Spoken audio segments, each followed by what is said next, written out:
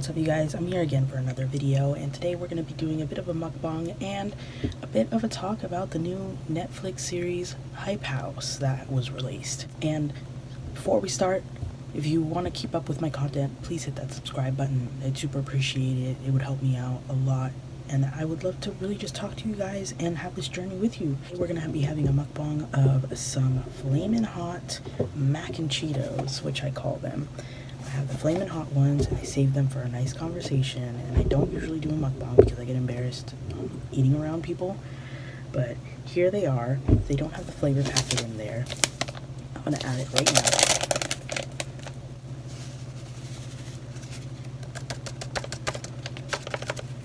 Awesome.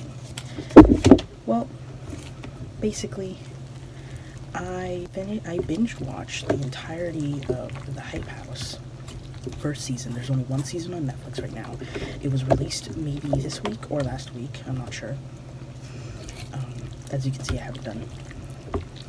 I don't really remember, but it was released, and I know a lot of people were talking about it, and I wanted to check it out because I did very much enjoy the concept of the Hype House.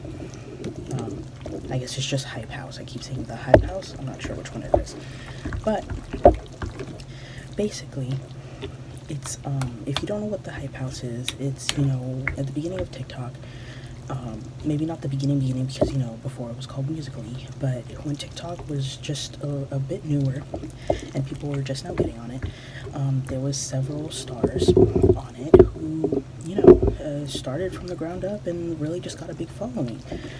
People like Charlie, Lil Huddy, people like that. And let me actually look up the members so I know who we're talking about. Alex Warren, and it's a bunch of 20-year-olds.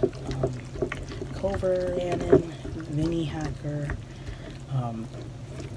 There are several of them there. They're all 20-somethings.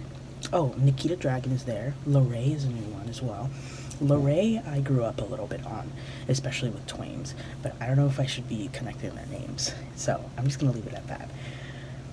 But I finished mixing up our macaroni, so we are going to get straight into it, and these are honestly my favorite. I did a review on these before. If you want to check the video out, it's right over here. I'm going to try and link it properly, and if not, I'll link it in the bio, in the description, I mean. But yeah, basically, I wanted to talk about it because I loved the concept of the Hype House. Cheers.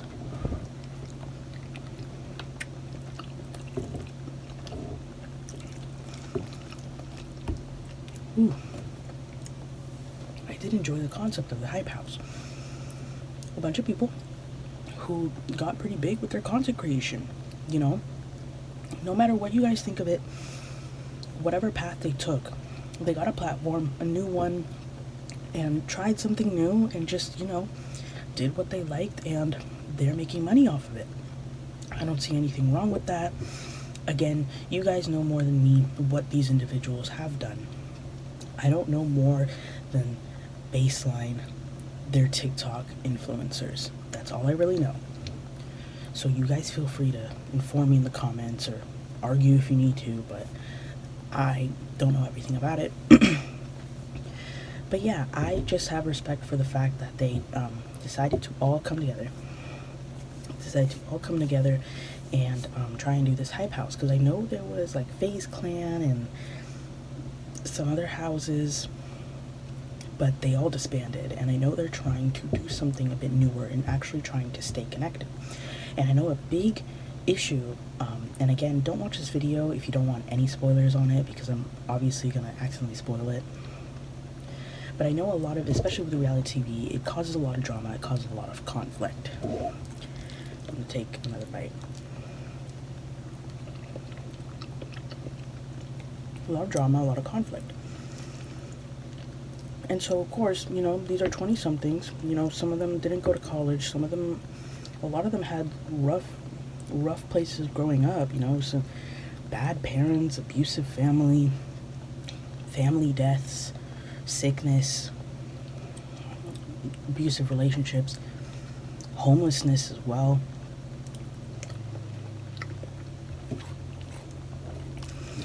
And so it's nice that, you know, they have something to work off of that's theirs. But again, I know especially with like guys, not all of them of course, for guys it's pretty hard for them to be sensitive, to open up, to talk to each other, to talk to others. And so then rises a lot of communication issues, miscommunication, not wanting to talk things out, blocking things out, assuming things. And this is human. This happens. I'm not going to say that, oh, they're fucked up because they don't know how to communicate.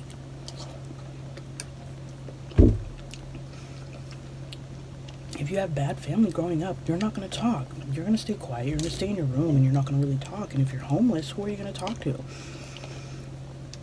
It's a lot of struggle. And I know a lot of them have come out and said that Netflix painted them as really bad people. I know I heard that there was a situation with two of them and that Netflix had to cut out a lot of that due to a lot of backlash with two creators. And so they had to basically fabricate a new storyline for there to be, you know, content for people to want to consume, because let's be honest, y'all like drama. Y'all like conflict. We all do. It doesn't matter. Like, a lot of us like something to go on. It wouldn't be fun to just see them, like, sitting there, you know? You want them to engage. You want something to happen. And so basically what I saw, and honestly, I enjoyed the fact that, like, whoa, like, they're making a lot of money off of TikTok. They're making a lot of money off of brand deals, sponsorships. They're doing their own thing. A lot of them, I know Lil Huddy is doing music, making his own music, and I think that's awesome. I know the Netflix show, he says that it painted him wrong for wanting to leave and having his own house that isn't the hype house. And I know that a lot of people are having issues with that. I don't really know what to say with that. I feel like if I committed to a house, I would want to stay there, and I would communicate the fact if I needed to leave. I wouldn't just, like, bounce unless there was an underlying issue where everybody was against me and it was very bad. So I don't know what the true issue is, but I would have communicated that, hey, I'm going to leave and I want to do my own thing. But I know and I understand that, you know, they can't let Hype House die. They can't. That's their source of income.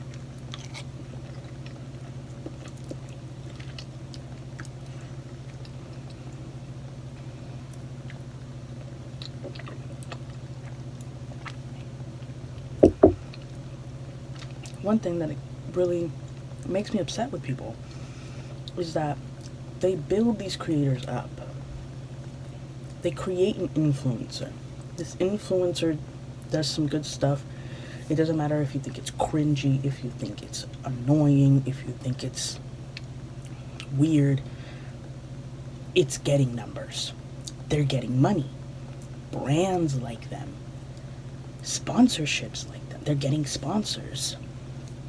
They're getting money. So I don't see why people get so mad. And some people are like, oh, they're sellouts. Or some people get mad when they run ads on their videos, if they're YouTubers. If they run ads on their videos, if they do sponsored videos, if they accept money from, like, other places. I understand, to each their own, but at the same time, we do live in a world that we need money. We do need money. And I know that people get passionate about things, like, oh, you go into art, you go into filmmaking, you want to be a YouTuber, you make vlogs. At first, they may start as a passion.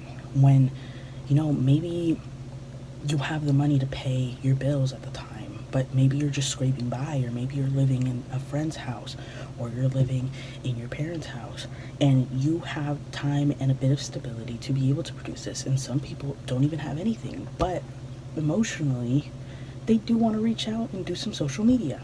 And then after a while, if they get big, they will accept that money, and I encourage them to accept that money, because we don't live in a society where we could just be like, haha, I'm making funny YouTube videos, but I don't need any money. How are they going to film? Where are they? They need Wi-Fi, they need internet, they need setup, they need content, you know, like if people are like mukbangers, they have to have money to buy stuff. Right now, literally, I'm running off of free food donations from my school. And I know some of you may not even click this video because this isn't the biggest mukbang you see, or with like a fancy thumbnail. And not complaining, you know, I'm just starting. A lot of people just start that way, and some of us don't want to realize that we contribute to people wanting to get bigger, better, wanting more. And that's understandable. That's fine, you know. We all work together, you know.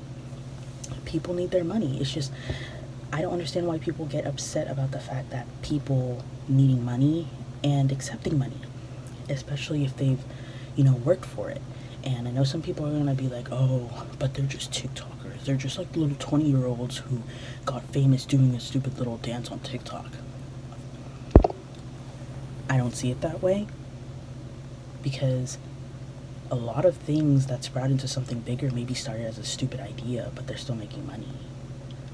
You know, like what if you got rich instantly, or within the span of 6 months or something, off of something you thought was stupid, and you're making money now, and you're gonna tell me you're gonna throw that out just because it was stupid? No, you're not. No, you're not. And again, you guys can correct me if I'm wrong.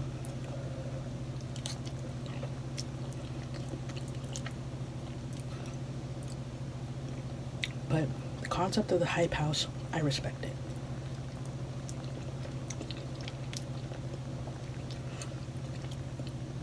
With the baseline information that I have of it, I respect it.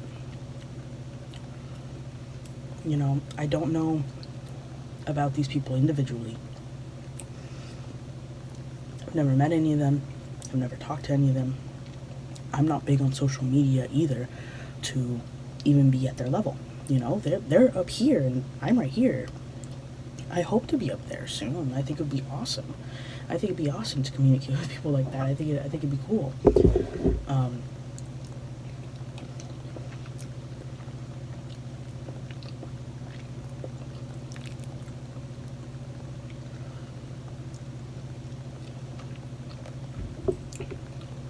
But basically,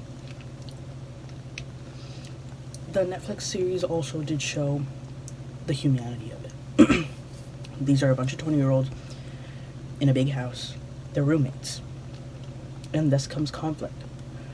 Especially with if you're growing up in an abusive household, no household, troubled household, difficult household, homeless, no parents, one parent, parent dies, sick parents, maybe even, and as well as mingling with some who maybe have parents who were there, that they did have access to things, that they did have a few things. We clash, you know, as people we clash because we come from different backgrounds, and sometimes we don't take a moment to really talk to each other and understand each other. And one thing I know people are gonna be like, oh, that doesn't work, but I'll be honest. With that amount of money, I don't want to assume that they don't do it. And it doesn't help everybody. But I honestly would recommend that these guys get therapy. These poor dudes, like, they don't want to talk. They struggle. I know a few of them were able to open up to their partners. That's a good thing. But at the same time, sadly, our partners can't always help us. There are some things that sometimes just needs to be talked to with a therapist, and I understand the fear of wanting to go to a therapist. It's really scary, especially with the, oh, I don't want to say the wrong thing because then I'm gonna get like thrown into somewhere, you know. And I understand that it's hard. I'm not gonna say that it's something easy, but you know, I'm saying this off the bat. With that amount of cash that they are getting, I would get therapy. I would 100% get therapy. Even if it helps me this much, it's something. Nobody can tell me, oh, you're not trying because you're not getting therapy. If I had that kind of money, I am sitting in a room and I am crying about my shit. I am doing it. I don't care, because right now I can't afford it. Right now I can't afford it. And I think a lot of people need therapy. And that is not an insult. We need to talk to people, but we can't, there's not always a friend to dump to. There's not always a partner. And honestly, dumping to people without them being emotionally capable of handling it is bad too. And I know some people are going to get upset and be like, oh, well, I want them to be there for me. Yeah, a lot of us can be there for example, a lot of us can be there for you. But it's hard at the same time because everybody has their own thing. And to hear so much bad things at the end, sometimes it even absorbs into you. And this isn't to say never talk to your friends, never talk to your partners. Communicate. Be like, are you ready to talk to me about this? Are you emotionally able to talk out about this issue? This issue. I'm struggling with this. I have a question about this. And if you guys can communicate that, then maybe that level of friend therapy will work. I know some people like retail therapy. People like to go outside. People like to go to the beach. People like to walk. People like to meditate. People like to have faith. And I respect any of that. Just seek help. And honestly, if things aren't getting better, seek different ones. Do not diss other people's way of help.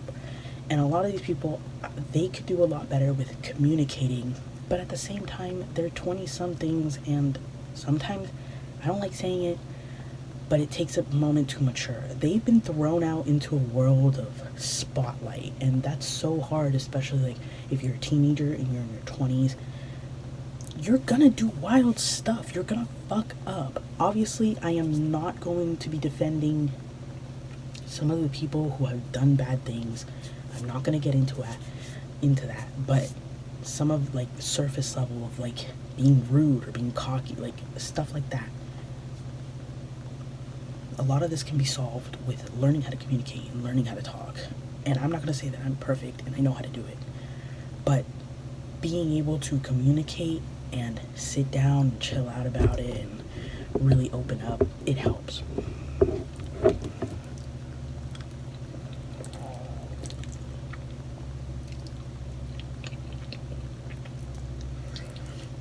I suck at mukbangs. I don't know how to do it because I don't want to chew my food while I talk.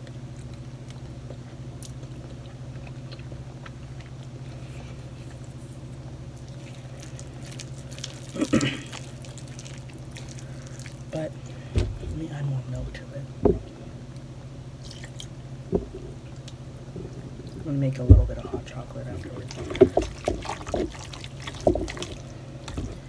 But honestly, I did enjoy the series. I did enjoy the first season, and I hope they have a second season if the Hype House does want that, because I know a lot of them said that Netflix painted them really badly, and that's fucked up.